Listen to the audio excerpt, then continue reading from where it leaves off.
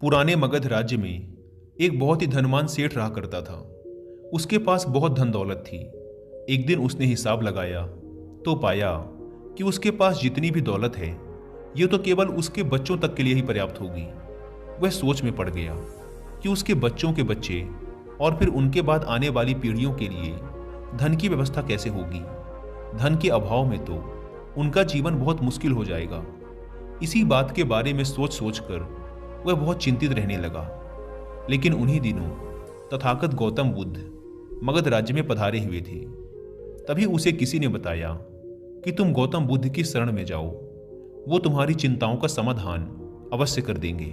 वह इंसान गौतम बुद्ध के पास जाता है और कहता है, बुद्ध, मैं चाहता हूं कि मेरे पास इतना धन हो कि मेरे बच्चे, उनके बाद उनके बच्चे और फिर उनके बच्चे, इसी तरह से अगली कई पीढ़ियां भी अगर मेरे धन का उपयोग करती रहीं तो मेरा धन समाप्त ना हो। गौतम बुद्ध मुस्कुराए और बोले, बिल्कुल ऐसा ही होगा, लेकिन उससे पहले तुम इस नगर के बाहर वाली झोपड़ी में रहने वाले परिवार को एक दिन के खाने की सामग्री देकर आओ।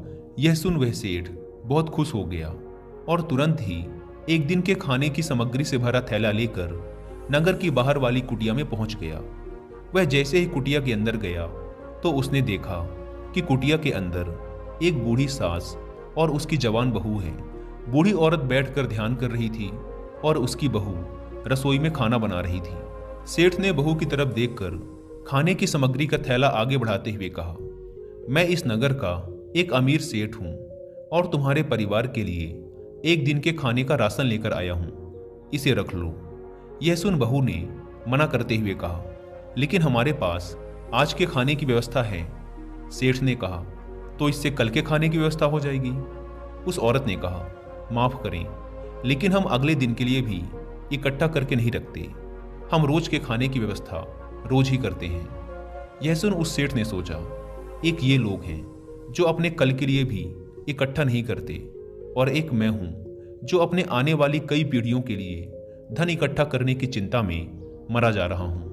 अब उस सेठ को समझ आ चुका था कि आखिर गौतम बुद्ध ने उसे नगर की बाहर वाली इस कुटिया में क्यों भेजा था।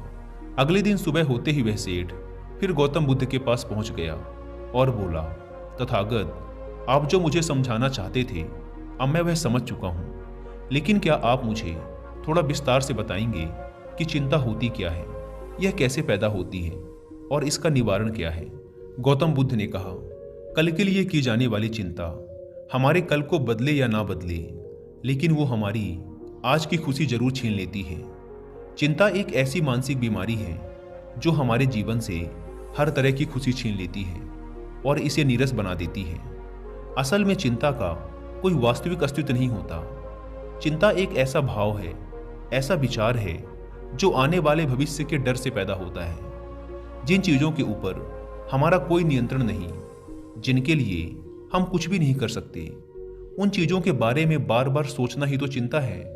गौतम बुद्ध ने आगे कहा, जरा एक बार गहराई से सोचकर देखो कि जिन चीजों में तुम्हारा बिल्कुल भी नियंत्रण नहीं, जिन्हें तुम चाह कर भी नहीं बदल सकते, अगर उन चीजों के बारे में तुम पूरा दिन ना भी सोचो तो क्या बिगड़ जाएगा। यह सुन उस इंसान ने कहा, बुद्ध, तो क्या आपके कहने का अर्थ यह है कि हम किसी भी चीज या घटना के बारे में सोचना ही छोड़ दें?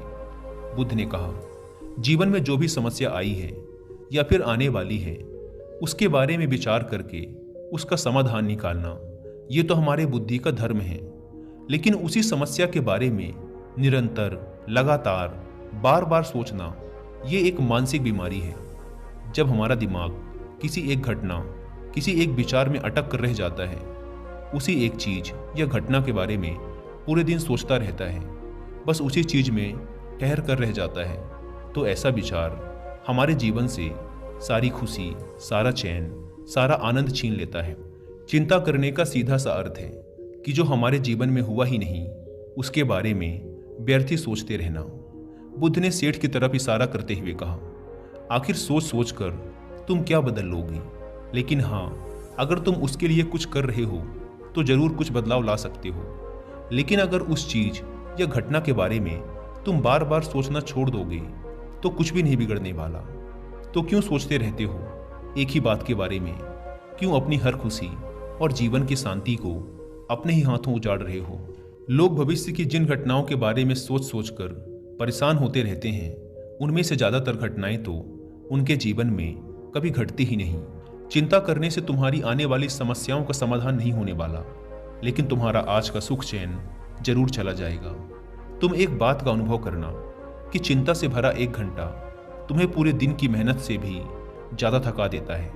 असल में जब कोई अप्रिय घटना वास्तविक जीवन में घट भी जाती है तो वो हमें उतना दुख नहीं देती जितना हमने उसके बारे में मन में सोच सोच कर खुद को दुखी किया होता है। उसने गौतम बुद्ध से पूछा, तथागत, तो फिर आपके अनुसार जीवन जीने का सही तरीका क्या है? बुद्ध ने कहा, बीते हुए कल का दूसरा नाम है पश्चाताप, उदासी, और भविष्य का दूसरा नाम है संघर्ष। अगर आज हमारे मन में कोई इच्छा है और वो पूरी नहीं होती तो मन भविष्य की योजनाएं बनाने लग जाता है। भविष्य में सारी इच्छाएं पूरी होंगी ऐसा सोचने लगता है। लेकिन जीवन ना तो भविष्य में है और ना ही अतीत में। जीवन तो इस पल का नाम है, अर्थात इस पल का अनुभव ही जीवन का अनुभव है। और हम ये सब जानते हुए भी इस सत्य से अनजान बने रहते हैं। या तो हम बीते हुए समय की यादों में खोए रहते हैं या आने वाले समय की योजनाएं बनाते रहते हैं और हमारा जीवन बीत जाता है। सिर्फ एक सत्य अगर हम अपने अंदर उतार लें कि ना हम बीते हुए कल को बदल सकते हैं और ना ही हम आने वाले भविष्य को देख सकते हैं, हम तो केवल पूरे धैर्य और साहस के साथ भविष्य का स्वागत कर सकते हैं, उसे स्वीकार कर सकते हैं। तो क्या ऐसा करने से हमारे जीवन का हर क्षण जीवन से नहीं भर जाएगा? सेठ ने कहा, बुद्ध, बात तो आप ठीक ही कह रहे हैं, लेकिन कितनी भी कोशिश कर लो चिंता तो होती ही है। ज्यादा नहीं तो घर परिवार की चिंता तो रहती ही है। बुद्ध ने कहा, चिंता होना तो स्वाभाविक है, लेकिन उस चिंता को चिंतन में बदलना हमारा काम है। चलो तुम्हें एक बात स्मरण कराता हूं जो तुम पहले से ही जानते हो।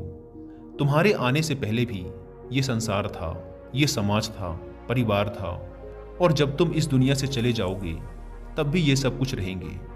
तुम्हारे आने और जाने से इसमें कुछ ज़्यादा बदलाव नहीं आया। वैसे भी तुम्हारे आने से पूर्व और जाने के बाद का समय तुम्हारे हाथ में है ही नहीं। तुम्हारे हाथ में है केवल और केवल वो समय जिसे तुम अभी जी रहे हो, वो समय जिसमें मैं अभी तुमसे बात कर रहा हूँ, तुम मुझे सुन रहे हो। बस यही तुम्हारे हाथ में है, और हर बार तुम्हारे हाथ में बस इतना छोटा सा ही एक पल आता है और फिर वो हमेशा के लिए गायब हो जाता है। तो तुम इस पल का क्या करोगे? चिंता करके इसे बर्बाद करोगे? मैं तो यही कहूँगा कि हर इंसान को चिंतन करना चाहिए। चिंतन करना चाहिए इस बात का कि कैसे इस समय का अधिक से अधिक उपयोग किया जा सकता है, कैसे अधिक से अधिक महान कार्य हम कर सकें, कैसे हम सब में आनंद बांट सकें। ध्यान रखना कि चिंता इंसान को उसकी चिता तक ले जाती है और चिंतन उसके मन को कुंदन बना देता है। सेठ ने कहा, बुद्ध, मैं आपकी बात समझ गया कि हमें जीवन को ज़्यादा गंभीरता से ना लेकर इसे पूरी ऊर्जा और आनंद के साथ वर्तमान में जीने की कोशिश करनी चाहिए। सेठ ने आगे प्रश्न किया, लेकिन बुद्ध, अगर कोई इंसान चिंता से घिर चुका है तो वो इससे बाहर कैसे आए? गौतम बुद्ध ने कहा, क्या तुम कभी किसी बड़ी सुरंग से बाहर निकले हो? कितना भयानक अंधकार होता है सुरंग के अंदर। हमेशा ही यह डर लगा रहता है कि अगर इसके अंदर फंस गए तो क्या होगा, कैसे निकलेंगे इस सुरंग से। लेकिन अगर ध्यान से देखें तो सुरंग चाहे कितनी ही बड़ी क्यों ना हो, सुरंग के दूसरे किनारे पर हमेशा प्रकाश ही होता है, और उस प्रकाश तक वही पहुंच पाता है जो उस पूरी सुरंग को पार करके सुरंग के दूसरे द्वार तक पहुंचता है। और ठीक इसी प्रकार हमारे जीवन में कई बार हम लोग खुद को निराशा और चिंता की काली सुरंग में फंसा पाते हैं, जहां से बाहर जाने का रास्ता नजर नहीं आता, और ऐसा लगने लगता है कि ये जीवन ऐसे ही समाप्त हो जाएगा। लेकिन ऐसी परिस्थिति में ठीक उस सुरंग की भांति इस निराशा और चिंता को समाप्त करने वाला आशा का प्रकाश उसे ही मिलता है जो निरंतर आगे बढ़ता रहता है, जो लगातार प्रयत्न करता रहता है। इसीलिए अगर तुम्हारे जीवन में कभी भी उदासी और चिंता का पल आए तो रुकना मत, बस लगातार प्रयास करते रहना, तुम्हें सफलता अवश्य मिलेगी। अब तक सेठ गौतम बुद्ध की बातें समझ चुका था। उसने बुद्ध का धन्यवाद किया और वहां से चला गया। लेकिन उससे पहले दोस्तों कि मैं इस वीडियो को समाप्त करूं, मैं आपके साथ 5 ऐसे प्रैक्टिकल टिप्स शेयर करना चाहता हूं जिनका इस्तेमाल करके आप अपने लाइफ में आने वाली बहुत सी चिंताओं और परेशानियों को काफ़ी हद तक कम कर सकते हैं। तो जो पहली सीख है वो ये है कि जीवन को ज़्यादा गंभीरता से लेना छोड़ दें कि ये हो गया तो क्या होगा, वो हो गया तो क्या होगा। कुछ भी नहीं होगा। अगर कुछ हो भी गया तो आप उस परिस्थिति के अनुसार कोई ना कोई रास्ता निकाल ही लोगे। इस पृथ्वी को ब्रह्मांड में बने हुए 450 करोड़ वर्ष पूरे हो चुके हैं, और अगर आप और मुझ जैसा कोई भी इंसान 100 साल चिंता करके चला भी जाता है तो इसमें इस ब्रह्मांड का कुछ भी नहीं बिगड़ने वाला। इसीलिए हर रोज खुद से ये बोलिए कि मुझे सिर्फ जिंदा नहीं रहना बल्कि जीना भी है। दूसरी सीख ये है कि हर छोटी छोटी बात के लिए चिंता करना छोड़ दें, जैसे ट्रैफिक में फंसने की चिंता, कोई छोटा मोटा पैसे का लॉस हो गया उसकी चिंता, आज ठंडा खाना खाना पड़ेगा इसकी चिंता, और ना जाने ऐसी कितनी फिजूल की चिंताएं हम अपने मन मस्तिष्क में लेकर ढोते रहते हैं। जरा एक बार सोच के देखिए कि जिस दिन आप अपनी आखिरी सांसें गिन रहे होंगे, क्या तब भी ये सारी परेशानियां आपको उतनी ही बड़ी लगेंगी जितनी आज लग रही हैं? नहीं ना। तब उस दिन ये सारी परेशानियां जो कि आज आपको पहाड़ जैसी लग रही हैं, एक छोटे से रेत के कण से भी छोटी लगेंगी। इसीलिए हर छोटी बात के लिए चिंता करना छोड़ दें। तीसरी सीख, ये बात हमेशा याद रखें कि जीवन बहुत छोटा है। आप आज, अभी और इसी पल भी मर सकते हैं। हम हर बात की चिंता इसलिए भी करते हैं क्योंकि हमें लगता है कि अभी हमारे पास बहुत समय है, हम बहुत सालों तक जिंदा रहेंगे। मरते तो दूसरे लोग हैं, मैं तो जीवित रहूंगा। इसीलिए लगातार खुद को याद दिलाते रहिए कि ज़्यादा चिंता करने से कोई मतलब नहीं। हो सकता है कि आज का दिन मेरा आखिरी दिन हो। चौथी बात, आप ये स्वीकार कर लें कि इस दुनिया में कोई भी परफेक्ट नहीं होता, सबसे गलतियां होती हैं। इसीलिए लोगों को माफ़ करना सीखें। इस दुनिया में ईश्वर ने जो भी बनाया है सब बहुत खूबसूरत है। अगर हम उसमें अच्छाई नहीं देख पा रहे तो इसका मतलब ये नहीं कि वो चीज़ें खराब हैं, बल्कि इसका मतलब ये है कि अभी तक हम इतने मैच्योर नहीं हुए कि हम उस चीज़ में अच्छाई देख सकें। और पांचवी बात, लोगों की मदद करिए बिना उन्हें बताए। जब हम बिना किसी पर एहसान चढ़ाए बस ऐसे ही उसकी मदद करते हैं तो हमें अंदर से एक गजब की शांति और सुकून का अनुभव होता है, जो हमें ताकत देता है किसी भी बुरी परिस्थिति से लड़कर उससे बाहर निकलने में। दोस्तों, हमें अपने जीवन में चीज़ों को लेट गो करने का एटीट्यूड डेवलप करना चाहिए कि कोई बात नहीं, जो होगा देखा जाएगा। कोई बात नहीं, जो हो चुका उसमें मेरा कंट्रोल नहीं था, अब जो होगा उसे मैं बेहतर बनाऊंगा। जीवन में सबसे ज़्यादा मायने रखती है हमारी खुशी, और हम तभी खुश रहेंगे जब हमारे दिल और दिमाग में चिंताओं का बोझ ना हो। इसीलिए चिंता छोड़ें, सुख से जिएं।